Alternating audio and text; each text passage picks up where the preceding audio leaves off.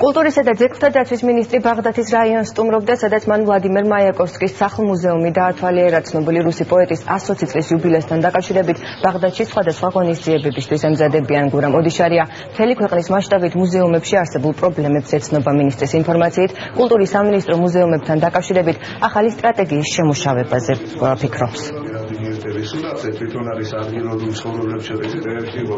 მოვედით აქ ვნახოთ, იმიტომ რომ 40-მდე ქვეყნის წარმომადგენელი რამდენიმე დღეში ფაქტიურად მოინახულებს ამ ადგილს, იმიტომ რომ მაიაკოვსკის საიუბილეო წელია და აი ეს წელი უნდა ჩატარდეს ძალიან ღირსეულად. დღევანდელი ვიზიტის მიზანი იყო ბაღდათში არსებული კულტურული ობიექტების მდგომარეობის გაცნობა.